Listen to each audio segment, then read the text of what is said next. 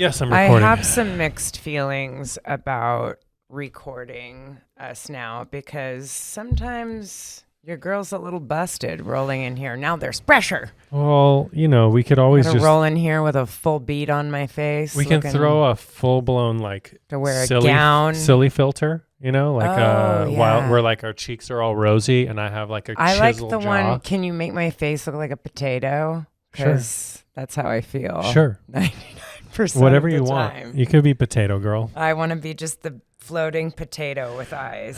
The floating tato. Well, hey. Like that snot rocket that just came out of my nose. We're going to highlight people that. Are gonna see Put it on repeat. Zoom it. No, it's in there. Okay, I'm not. Maybe that is, but I'm going to do this. Hey, This is we don't have to real put life. everything in the video.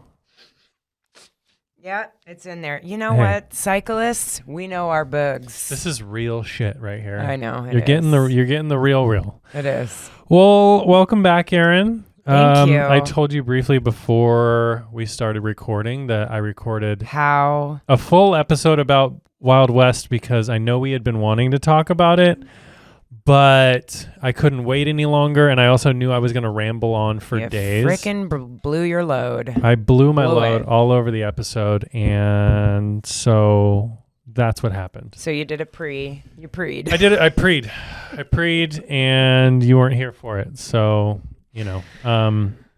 apologies. We will talk a little bit about it, but I hope you guys enjoyed that last episode. Again, we're going to have some solo episodes. We're going to do a lot with Aaron and I, and then we're going to have guests on every once in a while. So we're mixing it up. Really mixing it up. I was just helping and then you we'll look at the performance, and if the episodes where I'm not on just if they do do so really much well, better, then, I'm we'll have to kick you fired. out for sure. No, I'm no. a huge loser. That's not going to be happening. That's not going to be happening. No, everybody loves you, Aaron, except for the Except incel for men on most people. Instagram. The All you incels little- really don't care for you. They you know? don't. They don't. They Although don't. they don't care for anything. I'm gonna just put you That's hip true. to that. That's true. You're just one of the women many in- stops. Women in general on the Women. hate train. Yeah, he's on. All those guys are on the hate train. So, I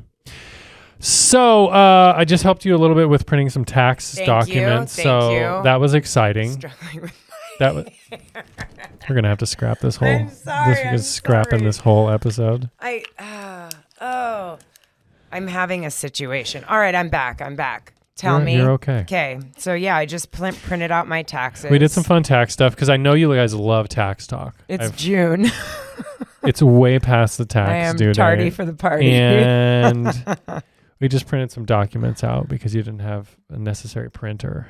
But That's right. Yeah, so we wanted to get you guys hip to what's actually happening in our lives. I just came back from a weekend in Petaluma/Napa for Bottle Rock, which was... Oh, so that's where you were. Okay. I was at Bottle Rock. Those of you that are not familiar, it's kind of That's like melding of food and wine and concert. It's very... I always heard it was like the rich white people music festival. Well, I can confirm it is definitely the most mixed crowd I've ever seen. Really? Not just like wealthy people out there. For sure. I mean, I believe when Bottle Rock first started, they had, I off the top of my head, like Dave Matthews Band type people there. Yeah. Like it was more, I don't know, like rock, kind of classic, maybe some jazz, some blues, some folky stuff. And now they like Megan Thee Stallion's there. Yeah, they've and got a lot going Nelly on. was there last year, and Nelly was there, I think, this year. With really? that was on Friday. They had Stevie Nicks. They had Nelly. Megan Thee Stallion was on Friday. I mean, because that's what I think of when I think Stevie Nicks is Nelly. That's yeah, the she's lineup. doing a lot of stuff with Nelly these days. Just a Stevie Nicks rendition of Hot in Her. I mean, you never know with these freaking TikTok and Instagram mashups. You can throw some totally obscure bands they together and put a like, banger together. Yeah, I bet. Nelly and Stevie Nicks. I bet. So it was a wild time. I was telling you that I brought my road bike out there. Usually I bring my road bike anywhere with me when I'm traveling. But this was kind of busted. It wasn't that great because we stayed in Petaluma. Okay. And apparently my wife had researched it a tiny bit, and she said that people on Reddit were even saying like Petaluma has the worst quality roads like anywhere. Like their paved roads have big potholes. And you were like, I'll be the all judge kinds of that. shit. Luckily, the route it took me on was relatively mellow, but it was just like farmland, like just straight roads, big old farmland. It just like straight forever, and Just then like boring. a right forever, and then not a lot of mixed terrain. I mean, I'm glad I got out and I did it. Like the South River Road and exactly, Petaluma. yes, exactly. So it was a little boring, that part. I didn't tell you this part because I wanted to save it for the pod. But ooh, so juicy. This is one of my wife and I's few weekends where we are kid free. So it's like we had looked forward to this for a while. My wife planned like a nice dinner, like a multi-course, like pairing type meal, like Foreplay. very a little foreplay, if Seduction scene, you will. yes. So we go to this place. Sounds sexy. We have a reservation at 7. We've had this Yes. reservation forever. As we're walking up, we're like 5 minutes away. What was call the us. restaurant? Sorry, I missed. It was called Table Culture. I almost Okay. wanted to say couture. Table Culture gets remarkable reviews, like Okay. crazy good reviews. As we're walking up, get a phone call. Yeah, so your table is not ready, and the people like we're behind on service. So like, Is we're this gonna like a need gastronomy, like tiny food restaurant? tiny food, Decorative 7 plate? courses, like Yeah. very bougie. Okay. Yeah. And my wife and I, we love like all kinds of food. Of course, like high-end food is of course nice occasionally. It wouldn't be Fine something I eat all this dining. fine dining. Yeah. Mhm.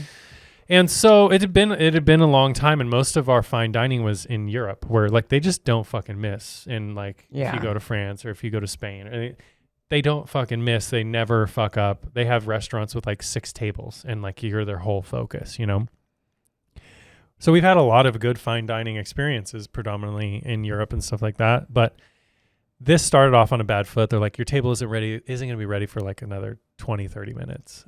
Really? And we're like, That's so, because to me, that would be considered like a bit of an earlier reservation, assuming that they open at 5:30 for dinner service. so whatever, Okay. whoever was there, they were behind, but They were as dawdling. as we come to find out later, it was probably less to do with the people that were there and more to do with like their shit service. Oh, ended no. up Okay. happening. Okay. Lay it on So me. you can see Tell kind of us. where this is going. But there's this place called Pinky's that was across the street. It was a pizza place. Super, super cool. Like Should've super eaten there. grimy. Like, Yeah. and we debated. Love. We're like, we should just eat pizza here. But our wife is pretty lactose intolerant. She didn't have any like dairy pills or any of that stuff. So we're like, all right. That would put a wrench in the evening We had a when your we had- wife turns into a human flamethrower. yes. Yes. So we have a beer or two over there. She has like a glass of wine or something. They ended up calling us, your table's ready, blah, blah. Head back over there. My wife had like a glass of wine prior to that. So she's already like feeling a little tipsy. She needs Yeah. to put some food in the tank, right? Yes. Because we're at that point. We get there. Service is like slow as shit. She does like the 4 course. I do the full 7 course. I bump it up, get like a Wagyu beef, like whatever add on. I'm like, we're doing it. We're doing it all, right? Yeah. Do some nice wine. It takes them like 20 something minutes to get like the bread and like the first course out. So we're just like No. already like this place is not doing great. They go through like the first 2 or 3 courses. It takes like an hour and a half to get through this many. And No. like these are small. So it's like this They're is small- slow dining. This is slow dining. And we flag the guy down. We're like, hey. glacial. I'm like, hey, man, my wife was really hungry when we came into here. And like, we've hardly had any food up to this point. Multiple course meals, like fine dining, it's fine because they're usually like serving you the next. There's a Like, rhythm. there's a rhythm to yeah. it. So everybody makes fun of fine dining because like, oh, look at this little tiny thing. That's not all you get. You get a bunch of fucking Yeah. food. You're full by the end.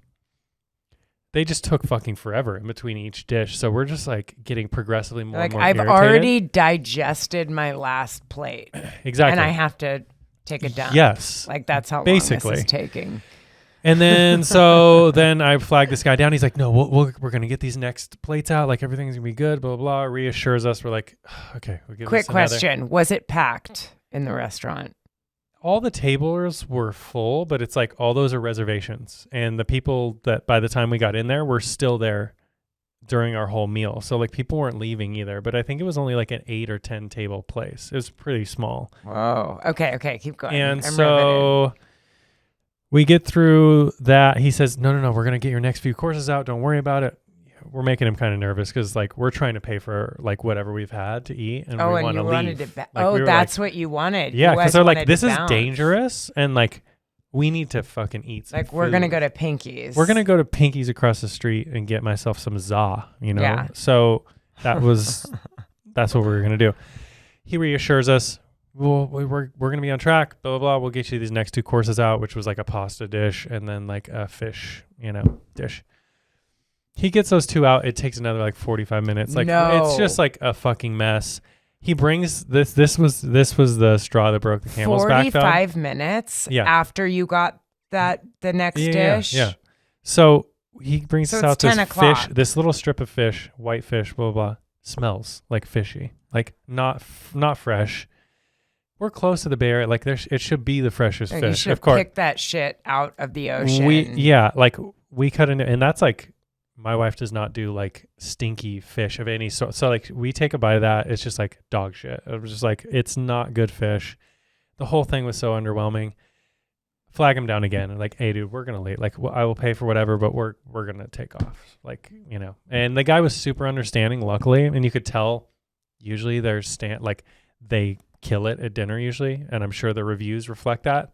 Our night was just terrible, like terrible. He ends up comping the whole meal, like doesn't even charge us for anything. Really? And he's like, but I was very clear. I wasn't trying to get a free anything. I was like, I'll pay for everything we've had so far. Like no issues. Ended up comping it. Say it's like super apologetic. Like I'm so sorry. Like everything was behind tonight. It was terrible. Like owned up to everything. But yeah, not the meal we exactly wanted. Did other people in the restaurant look perturbed? Like there was a few like irritated faces. I couldn't tell because nobody like had left. I laughed at my wife because like clearly my wife's kind of irritated. There's this other woman who just looked grumpy as shit. Like I couldn't even tell like if she was mad about the meal or if she was fighting with her like significant other. And then there was this other chick that was across the way, seemed happy as a clam, but she had like the greasiest bangs I've ever seen, and her hair was like. So I'm like, I laugh. Oily bang. I laugh out of nowhere. My wife's like, "What is so funny?" I'm like, I am seeing the most hilarious shit throughout this restaurant. Pissed off people, greasy hair. My wife's pissed. The meal sucks. I'm like, this is just like the weirdest dining experience I've ever had. And none of the dishes were like nothing memorable. was really like knocking. And when you go to fine dining, you're like, oh, the flavors, that. You're just like kind of blown away. Oh yeah. Nah. Wow. I would have rather had Pinky's for sure. Did you guys go and get Pinky's? They were closed by the time we got out so there. what did you guys do? Did you go to a bodega and get some Fritos? We ended up getting some like dessert somewhere and like just calling it a night. It was just like that bad. We're like, it is what it is. Like, yeah, it was not good. So you went to Bottle Rock and then you went on a ride, correct? So went on the ride the day of Bottle Rock. Went on a ride that morning. Like I said, not the greatest scenery out there. I don't know. Someone hit me up from Petaluma if you know some better routes if I go out that way again. But it was not the best.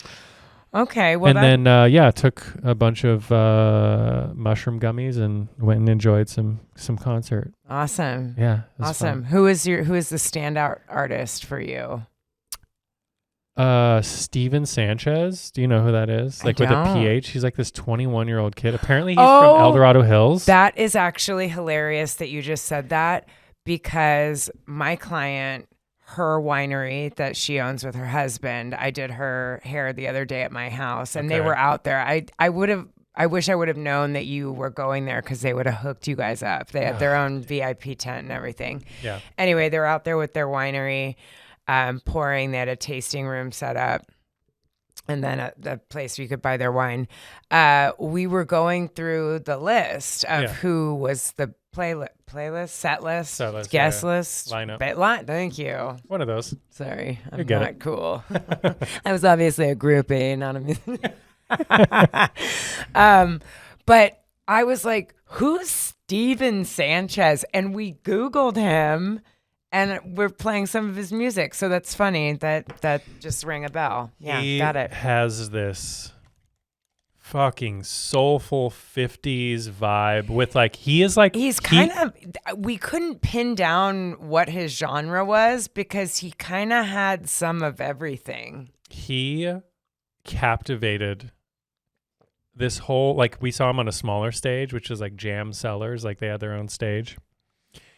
He captivated fucking everyone in this group. There was nothing happening besides this guy, and he has that just what people experienced when they probably saw Elvis for the first time. It was just were you peaking on the shrooms? No, I was not. It was palpable. It's just his voice is like that of an angel. He's a remarkable singer. I found out later he's from El Dorado Hills, which is wild. And he's young. 21-year-old dude, but he has this soul and this you just think he's from a previous generation. He's Jacob Velasco of the music scene. Yes, he is. So he was remarkable. And then Ed Sheeran was fucking killer. He closed out the night. It was just remarkable. His skill with that loop pedal. I don't know if you know how he performs, but he has a acoustic guitar. That's it. And a keyboard for one song. If there's a beat, he fucking slaps on his acoustic guitar, and that makes the beat. And so he's looping each sound. So he'll play a guitar riff, beat on his guitar, and this is really hard to explain, but it makes this thump like a kick drum, and he loops that sound. So if it goes do do do do, he's just doing that with his hand, and it will keep doing that. That's crazy. So each one of those pedals he has is a loop of each sound he's making. So he'll make a harmony of a high pitch harmony, low pitch, and all those go together, and he's building this whole song till it crescendos, and he can drop all those songs all those sounds loops simultaneously, and he builds those songs that he actually has on the radio. That's awesome. And he can have little mess ups, the timing can be off, but he's building something real in real time in front That's of really cool. I don't know, conservatively 20,000 people. Wow. It was cool. And I've never been to anything that huge, but so he was cool. And then there was a lot of really cool artists, but we only got to see a handful. We were only there from 3 o'clock or 4 o'clock till the end, which was 9 or so. But cool concert. If you get an opportunity to go out there, I would. The heat was a little intense at certain points. You're just not used to when. Of course, I used to go to Warped Tour and all this shit and just sweat your fucking ass off. Just baking. You didn't give a shit back then, but you were young. Yes. Now you're old. You're complaining about everything. It's I've been standing for too long. My back hurts. So, very cool thing. That was how I spent my weekend. Do you do anything special? Anything fun? I worked. Memorial Day? I worked, and then I've been putting in a little bit more time on the bike and trying to build my miles up, trying to climb a little bit more. I did, just riding every day, trying to get over 40 miles, which is so funny. 40 miles, when I say it out loud, I'm like, oh, that's nothing. That's nothing. But really, when you have multiple jobs and all of these responsibilities, and you really think of it, it's significant. Two, especially with climbing, that's 2.5 hours. That's a big chunk of your day when you've already worked 10 hours. It's true. So I'm proud of myself. I did, 3 days. Yeah, and you push through, we were talking about, I think I saw on your Strava about the lactic acid. So you're pushing through a day where you would usually have a day or two rest, and you're just all right, let's push through. Well, and I'm just kind of trying to figure out where my body is at, because before my injury, I was having trouble making gains because I was riding too much, and I was doing training peaks, and I was working with a coach, and I wasn't making any significant gains in my power. I mean, endurance wise, I could go forever, but I was just kind of like, just like steady Eddie engine. And then finally my coach is like, yeah, it's because you're diverting from my program and you're doing these 90 to 100-mile rides with your friends. He's like, you never recover. You stand all day at work. You're always running around. Your body's just not recovering.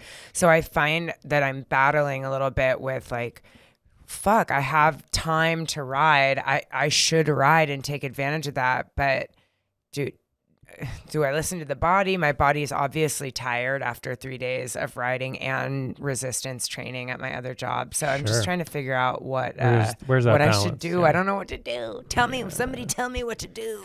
Yeah, it's hard to find that feel too, right? Like, because there's some stuff with fitness where it's like, I don't know if I should do this or but what's my body doing? And then if you've got like an Oura ring or fucking some sort of fitness thing that's telling you, like, you're fucking not recovered, you suck. And then like there's some of those days where it says like you shouldn't, and then you do and you feel fucking great. So it's really weird. You have to really be in tune, which I don't know how well you are with being in tune with your body and how I'm pretty bad, and I blame it on anxiety. Like my wife is shocked that I'm so out of touch with my body. I think some of it has to do with anxiety, because like there's times I won't even know I have that, but then like my body clearly is telling me, but I'm just not listening to certain things. Well, and I think I've also mastered the art of just being a crazy workhorse for so many years.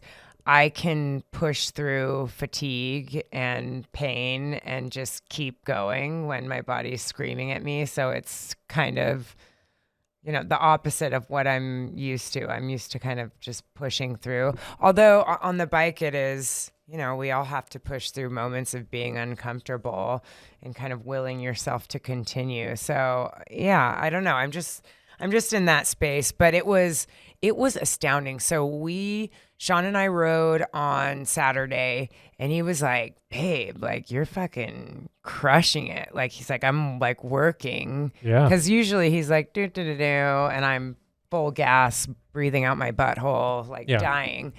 But like I got all these PRs on all these different segments, and like we had fun. It was a punchy ride. Is it the longest tag ever? Thank you. They do that on purpose. Got you. And so I'm like, yeah, like something's changing. I'm getting stronger. The next day, I didn't want to stop riding at 40. I was like, let's keep going. But it was dark and we had to stop. And he's like, it's okay. We're going to wake up tomorrow morning and do it again. And I'm like, great. So we went home. When you get home really late, it's difficult because you have to eat, but I find it hard to replenish all the calories that I lost really late at night. And then I sleep like garbage. Mm-hmm. So that's what happened. I slept like shit.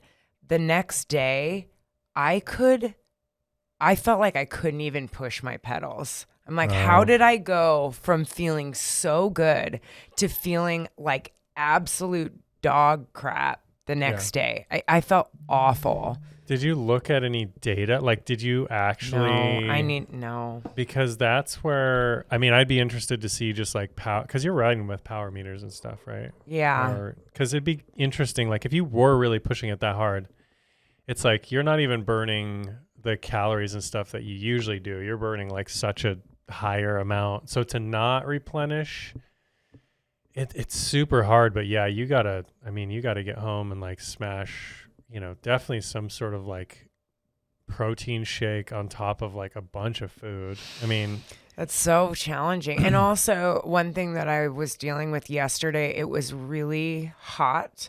And I don't know if it was the 3 days. And again, 40 miles with what, 2,500 feet is really nothing in the grand scheme of things compared to what I used to do.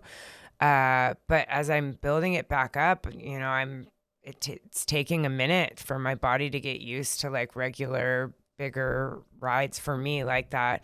And I was really feeling nauseous after the ride for a while. So that could be lactic acid accumulation in my body. I need to start.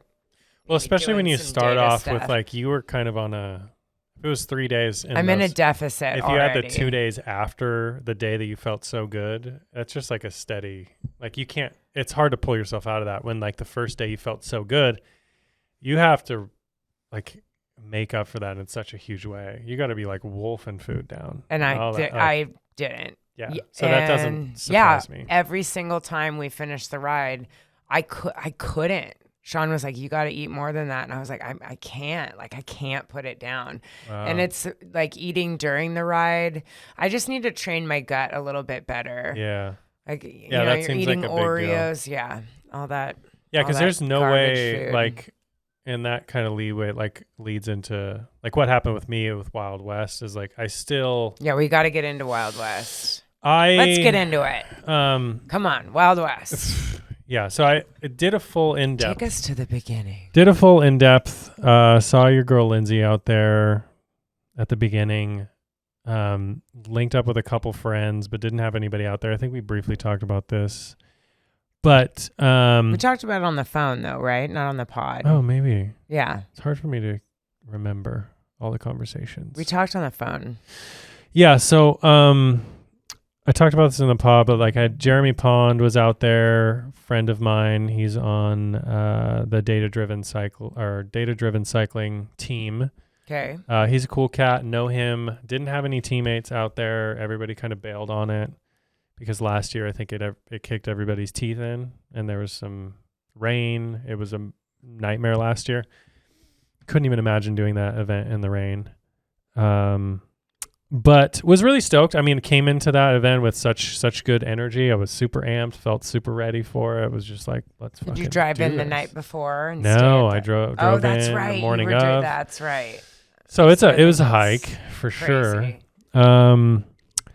But rode out at the beginning. It got pretty strung out. There was actually a break up the road immediately. Found out later that was Allison Tetrick and like her She's homies. so rad.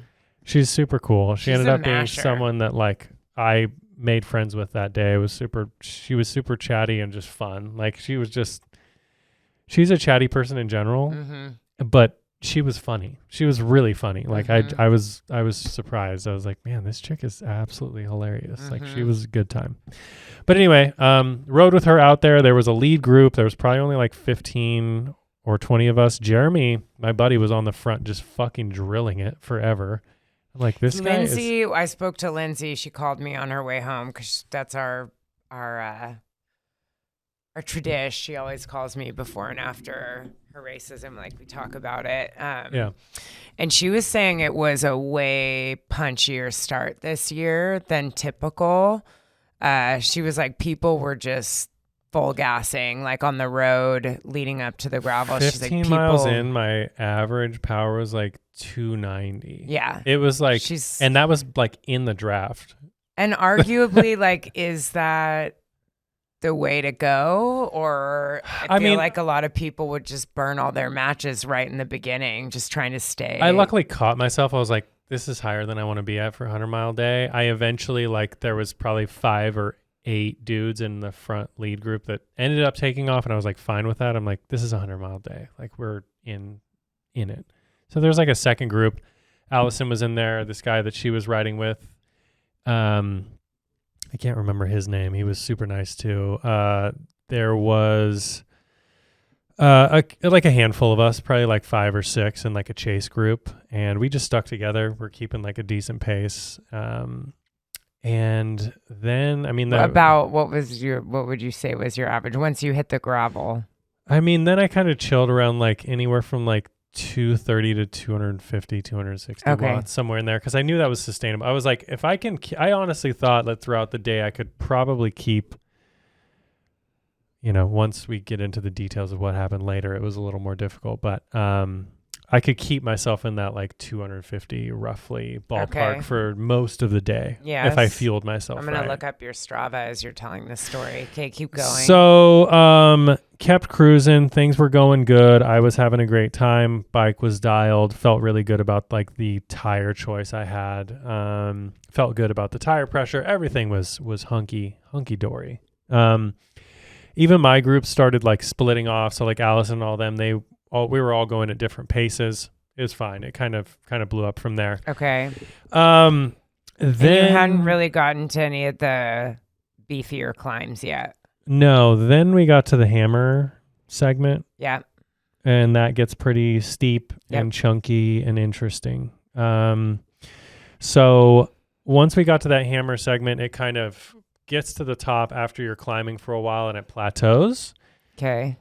And there was a right-hand turn at some point that my head unit completely missed, and that was not marked very well.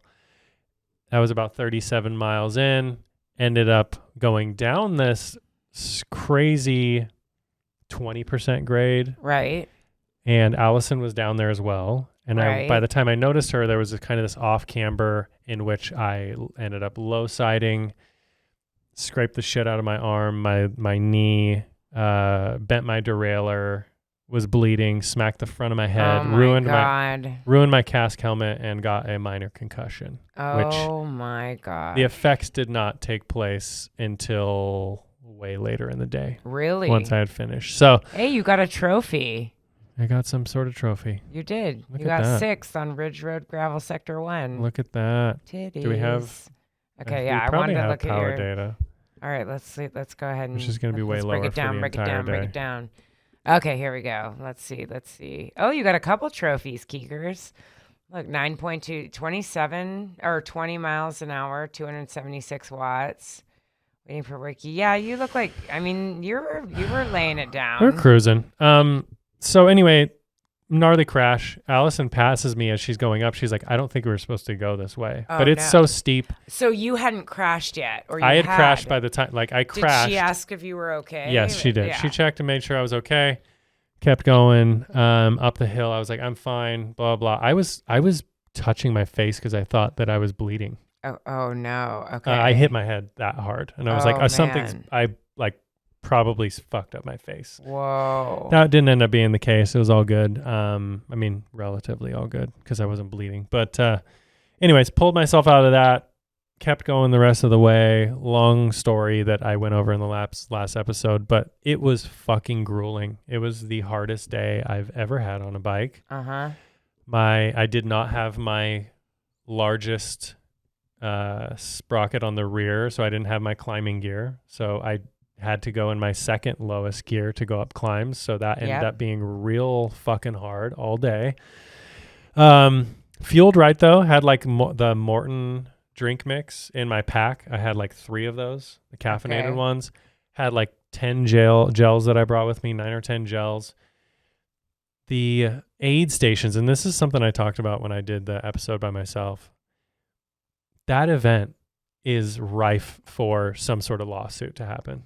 I'm waiting for that to happen. Tell me why. No SAG.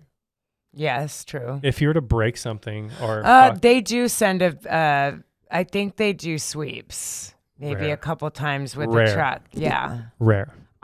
Okay, yeah. I know a lot of people that had real fucked up things happen to them, or like Really? a couple people, and like it's just hiking. You know, I could have been hiking for 10, 12, 15 miles if I didn't fix my bike.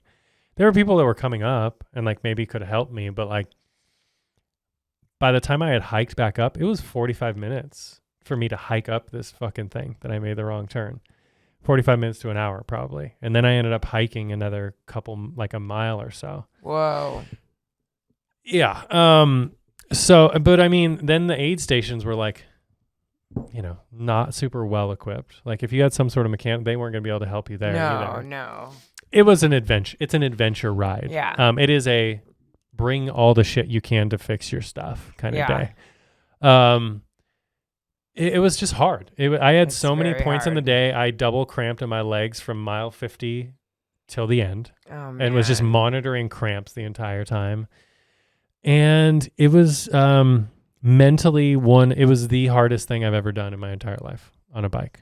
Yes. And probably will be for a very long time. Yes. Minus all of you that are going to Unbound. You will probably endure much more than I did. Oh, yeah, now you've got some more teammates. Yes. Got a couple teammates going. Many teammates going to Oh, how many? Unbound.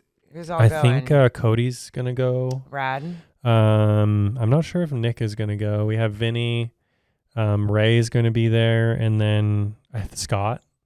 Chef Scott. Chef Scott's going to be and there. Is he doing the XL as well? No, I don't think so. I think he's doing the 200.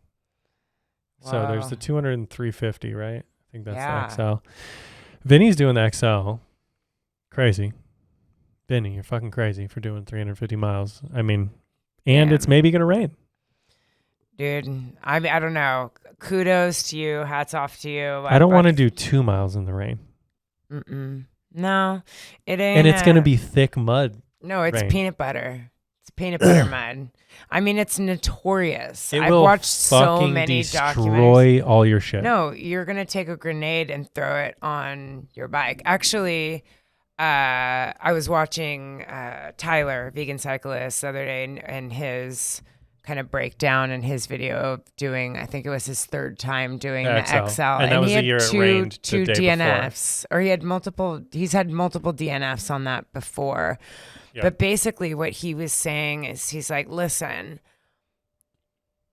if you are a sponsored athlete, he's like, listen, I didn't pay to be here. I'm actually making money to be here. My bike is given to me, all my components. Like I am out here, like everything's comped. If you are a regular person that I assume, is working their butt off to pull together enough money to make it to an event like this, plane tickets, hotel room, gear, all the prep, we're talking at least $3,000, probably $2,000 to if you're staying in a hostel or whatever. Yeah. To go to an event like that and then to have the promoters not prepare you, knowing full well that there's going to be certain segments that are just going to obliterate at least a third of the race, a fourth of the race. I mean, your shit is so whack after that. You need a new derailleur. You need a new cassette. You need a new fucking bike. You need all new bearings. You need all new, like everything, like down to the stud. Like your frame is probably salvageable in some of your components, but like almost everything is toast. But right. And if you can't fix your bike on the side of the road, if it's like, well, fuck, my derailleur's toast, and you have to DNF because of a mechanical, you just spent thousands of dollars. He was making that argument. I'm not there. I don't want to have that kind of day. And yes, Wild West was wild, and I learned a lot, and it was, I went from flannel grinder, which is like the most chill, 60 miles. It's got a lot of climbing. It's a difficult day on its own, but nothing like Wild West. At least was like, it was sunny. There wasn't like gnarly rain, mud shit. It still beats the hell out of your body. It beats the hell out of your equipment. There were 12 active river crossings with big old fucking boulders and shit. See, like and you huge, have to be chunky. I was kind of like, Lindsay, man, that's like, she's got like a beefy setup. And I'm like, God, that's a lot of bike. And I'm like, fuck, I wish I had Lindsay's setup. I wish I had my mountain bike. It would have been difficult to do on my mountain bike, let alone the stuff that's going on in Emporia, Kansas with like fucking razor rocks. Yeah, that she like was slice saying, your shit wide open. Like what's going to go on in Unbound makes what's happening in Wild West like it looks like child's play. And they're going 200 miles to 350. Like, forget it. I never want to do that. Never. You have to be, because obviously you are lining up with the upper echelon of the racing scene, of the gravel community, like some of the most prestigious riders in the world. Yeah. So you're not going to podium. You're not going to do well. You can't go toe to toe. If you're a regular person and you don't do this professionally, you're not going to do well. So you are either driven by something within yourself. I gotta prove something, this, thing that compels us all to want to do better. Sure. Or you're doing it for the clout, which that's a lot of. Yeah, it's a lot. And then you're just one of many. I don't know. No judgment. I will never. It's just not for us. I can't muster up enough F's to tell somebody what their own path Someone's is. going to pull up this audio, and when in 6 years I want to go and do. I don't know. calm I down. see. I wouldn't be surprised. I feel like it's in you. There's a lot of them part of that Lifetime That's in series ya. that I would want to go do. Like Big Sugar seems like cool. See, I want to as do fuck. Rock Cobbler. Yeah. I really do want There's to. a handful of them I'd like to do. Just to do it. And I'm not even going to race. I just want to have the experience, and the rides look really fun. yeah. But I also, as I've said numerous times, I'm not in this to necessarily be in the racing, and people can have their opinions about that. But I'm more, I don't know. It doesn't bring me the joy. So why push myself to do it? Yeah, it's just like explaining some of the stuff to, like, even my wife. She's like, I come home from Wild West and I have a minor concussion and my bike's all fucked up. I'm fucked up, covered in blood and all this other stuff. And I got this fucking belt buckle. She's like, what is wrong? What's wrong with you? Why do you fucking do this? Yeah. Like, it just, There's something. it doesn't compute, but also like there was something, and I talked about this prior, but like there's something so valuable in those moments for me as someone who, as a young kid, did not have that much resilience in pushing through stuff, because I had, and this is not like a beat on my own parents, but like I had that parent that was like, something was difficult, they pulled me out of it. So like that taught my brain as a kid, like, That was my. you grew quit. Up this way. you as quit. Well. You Yep. let's just, Same with me. you don't need to do this. You don't need to do, like, wasn't raised by the like hardened parent that was like, Nope. we're gonna fucking push through this, and you're gonna. So now I'm having to I had teach that as myself well. this stuff as an Yep. adult, and it's harder Well, to do. you did it to yourself. I always have that thing in my mind where it's like wants to quit, but like that day itself, and my wife eventually got it when I was explaining this to her. I was like, I have to do these types of things, not only for myself and my own resilience, but to instill that in my kids and to know in my soul that they have more in them. I've had to teach myself what the limits are. And at the end of Wild West, I was bonking because I had no nutrition. I had a minor concussion that was setting in, and I was a fucking corpse of a human sitting against this metal building, just staring off into the distance, and having a woman that was like a mother figure that was like feeding me food and like bringing me food. Well, you know what's crazy? If I remember correctly, like the tents, the refueling stations at Wild West, in the first half of the race, there's like 3. Like every 20 miles, like 20, 40. I See, think it was there's one at different like this 60. year. And then there's nothing after that. It's like the first half you have a lot of support, and then it's nothing. That's well, kinda for me, how, it was different. It was even different because there wasn't anything till almost 50 miles in. Really? There was one little one that like, I don't There's think one. it was like a guy with a truck that had like a little table and there was like hardly anything on it. Okay, that's interesting because usually, like you do this the first part. It's probably the turnaround point. My guess would be at, I want to say maybe like mile 17, because it's right where like the shortest, the little grinder, the weak. There's Chisholm. There's one that's underneath that, and that's the first turnaround point. And there's usually a tent there. Then you go up to another section. There's like a road climb when you bust off to the left, and there's usually a tent there. Mm-hmm. And then after this other main section, but yeah, It was very, it was very Sparse. very sparse. Glad I didn't have any. Glad I was able to ride. Glad I was able to continue, because I had there were some people that passed me as I was like hiking with the bike on my shoulder before I figured out how to fix my whole derailleur situation.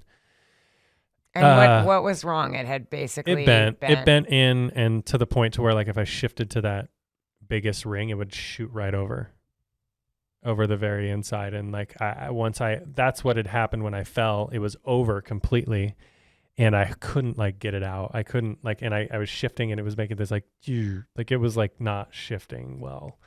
I was watching the other day. I watched the Wahoo EF series in partnership with Rafa, Lachlan Morton's Divide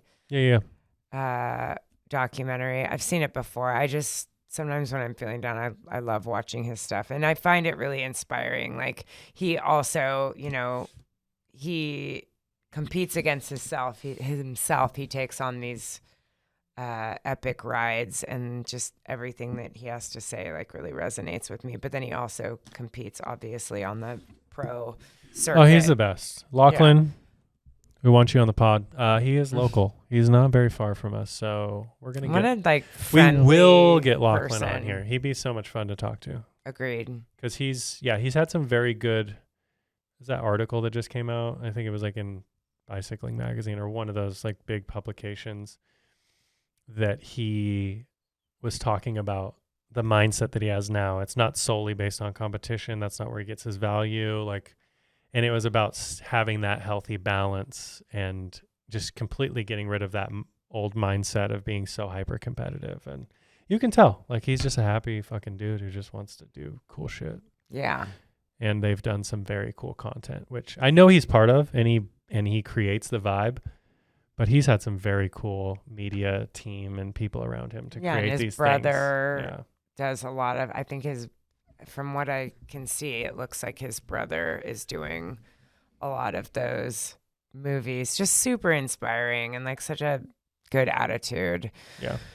Every time I watch any of those things, I'm like, I love being a cyclist. I love cycling. And again, just like such a kind person. Yeah, and I like kind people. I've only like bumped into him a couple times at like some cyclocross. Give him a little ass slap. Yeah, I got very nervous, so I haven't really chatted with him yet. Fangirl you? A little bit. Yeah. A little bit, yeah. I'm also kind of, when I get around people that are very cool, I try to basically exude more coolness, and so I don't end up talking to them because I'm just like kind of doing my own thing, you know? I don't want to seem desperate. Yeah.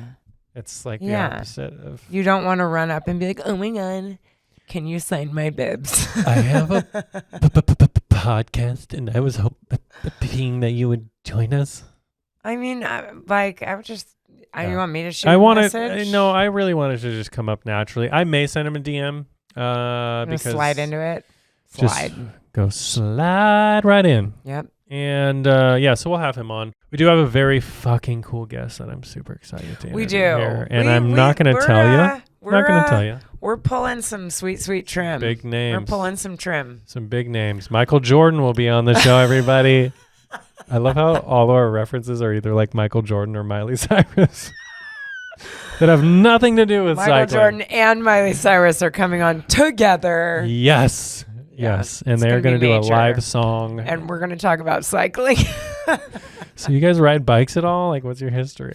Yeah. Like, not really. Like, okay, good interview. I'm sure they have a lot better things to do than hang out with us dorks. But so, switching gears, you're getting very close to your trip. Ooh, it's coming up here. We're closing in on your trip. Yeah.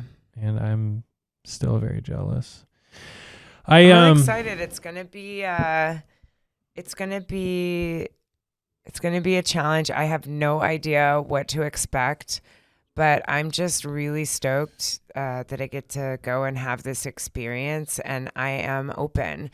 And I am trying to remind myself, when we went to Spain, I had worked for 3 weeks consecutively leading up into Spain and had no days off and was not able to ride a ton. And I was just incredibly deconditioned when we went to Spain. And I freaking was so hyped on being there that my body just worked it out. Just happened. It just happened. And we're going to do a Zoom. We got to do a Zoom while you're there. Yeah, we got to Zoom. So we got to schedule that and figure out when we're going to do that, because we will record kind of a mid-trip. Yeah.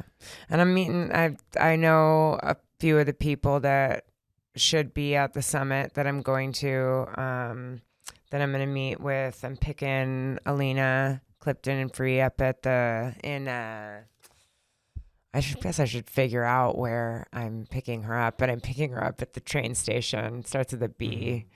And then we're going to stay together for like 10 days. So I'm going to cut all her hair off. Are you? That as well. Yeah. What are you going to do? I'm cutting G.I. her hair. Jane? No, she doesn't want to G.I. Jane it. She wants like a cool girl bob, but her hair's Ooh. like down the middle of her back. So we're going to do a transformation. The donate family that or that what? owns, I don't know. She wants to make some content about it. But the family that owns the hotel that we're going to are really nice. I mean, it's a legit cycling hotel, and they're so stoked that we're coming, and they put us up in a suite. I mean, it's kind of a fancy lady trip. Fancy ladies. Yeah. So we're going to make some fun content together, and I'm open for the adventure. I love it. Yeah. I'm very much so here for it. This is what I know I'm here everybody for. will be excited to hear the deets on things, but you guys will definitely do a Zoom while you're there, and so we'll have some mid trip thoughts. Yeah. And then we can do a post. Yep. Do a post as well. But Yep. I think it'd be fine on the bike. Honestly, that the excitement can push you through so much shit. Yeah. It's hard when you're like riding the same path every day to get yourself like ultra hyped, you know? It's like, you know what's coming around that corner. But in fucking Italy, it's like, I don't Well, and fucking I know was what's going on. picturing like these, like the Dolomites climbs, like some of the routes. I was looking them up, and I'm like, okay, wait, am I going to be doing 10-mile climbs, average 18% grade? Like, I just pictured just vertical climbs for hours and hours. And then I did a little bit more poking around and talking to people. I talked to a mechanic that works at Remy's shop named Mark, and he's been to the Dolomites 50 times. He wants to live there. Yeah. And he's amazing guy, and he's like, no, it's not like It that. ain't like He's like, that. you're climbing, but he's like, there's nothing like that. Maybe for a second it'll pitch up, but you're looking at steady, 5%, and I can climb that shit all day. All day. Yeah. Just spin it to win it, right? All so yeah, all day. Cool. A little exciting news. So my grandparents are born in Italy. So your girl's going for dual citizenship. Got all the paperwork. What? They just extended it to great grandparents, but I'm going for it. You are so lucky. Was just looking into this. So they're just extended it to great grandparents for Americans. For Americans, but that's only in Italy, right? I think so. Because I've been looking into that. My wife actually was looking into that for Portugal because we want to retire in Portugal. Yeah. And I have some Portuguese in my family, but it's like I'm like an Thrice eighth. I'm like an removed. eighth. Yeah. So it's a little far down the line. Yeah. I don't think they're gonna give it to me. My aunt got it. So we've been talking to her. My sister and I are both you gonna fill out. got it. I don't know like because some people are like, oh, well, what's the benefit of that? Like, I know I spoke to some of my expat friends that are living in Girona, and I don't know if you're an American living over there without citizenship, if you're still obligated to pay American taxes on anything that you earn, even over there. And as you know, us in California, taxes suck. We And be if taxed I'm over arguably here. Moving over there eventually and trying to establish residence and making a lot less income, I don't want to pay American taxes. I don't know. I gotta. The medical alone, that's why my wife and I want to retire in Europe, because it's just like, I refuse to work my whole fucking life and then not have any fucking money because you just get drained by the medical system. Like, that's our whole thing. It's like, you work your whole life, bust your fucking ass for all this money, and I'm sounding like a fucking old, just rickety old man over here, like American that's grumpy about everything. But like, that's what happens. They take your chunk of fucking money you've worked your whole life, and then it costs you $20,000 a month to fucking stay and retire. Like, fuck that. I'm not doing that. I want to pass that down to my kids and have them do something with it. I haven't even bred. I have nothing even other than that, I mean, my parents, my sisters, obviously I have family ties here, but at the same time, it's like, I don't come from money. I work like a dog. We are not going to be able to afford to buy a house here unless I do something crazy. Yeah, and you're just spinning your fucking wheels. You know? Yeah, and it's like things are getting more and more expensive. I start to feel this mounting pressure. I think about money constantly. And I'm like, if I'm not going to acquire things and put down roots here, I want to be rich and just freaking experiential wealth. I want to be surrounded by beauty. I want like to take it down to the most simple pleasures in life, which is being somewhere beautiful and feeling really connected to a community. And I have to admit, like traveling abroad, it's a different vibe. It's a different attitude. It's a different speed. It's just not part of the culture there is no hustle culture. It's just different. It's the same thing with like perfect example. Looking at us like, what the fudge are y'all doing? Perfect example is meals. Like we think it's heinous to go over there and you'll sit down for a meal in most places in Europe, and they expect you to be there for 3 hours. Yeah. Just snacking and doing whereas we are like, fucking get in, get out, go, shovel this shit in my mouth so I can fucking run across town to go do this thing. Got to take my kids to 6 fucking activities. I got to be doing this, and this. I got to be investing in this and that. It's slower. Everything is much more. The weight is so lifted naturally because the speed of life is just different in most places in Europe. So I'm excited for you. Very excited, girl. We're about at the end here, guys. I'm glad we made it through. I am profoundly exhausted. You're tired. But I'm glad. I feel like that was a good one. It was good. Yeah, no, my little eyeballs have been at half mast, but I'm riding the wave of exhaustion. The show just naturally lifts you up, at least for the amount of time you got to do the show. It does. I love it. I love coming, hanging out, talking bikes. We've got some really cool shit. I hinted at it last time. We have a new upcoming sponsor of the podcast. We're not going to spoil it. I will remind you guys again, like these things that are happening to the for the show is because we are obviously working really hard to get guests and to change the show and to record video now. There's a lot of work that goes into this show. So any and all of these sponsors that we bring on board with the show, I'm sounding like a broken record because this is the second time, but if you can support the show by supporting the sponsors, that'd be massive for us. I did hint at it last time. I'm working on a shirt design that we'll be having come out soon, and we're going to pair that with anybody who buys the shirt will be entered to win a big prize. And I'll be unveiling some details of that in the coming weeks. So you guys, thank you for listening. We'll be back next week with another awesome episode that we're very excited to record. That when the special guest. Yes, we will have a special guest next week. Tune in. Yes, it'll be a big one. Hitter. Absolute hitter. So, thank you guys again. We'll catch you next week, and until then, we'll check you later. Peace out. Bye. Okay.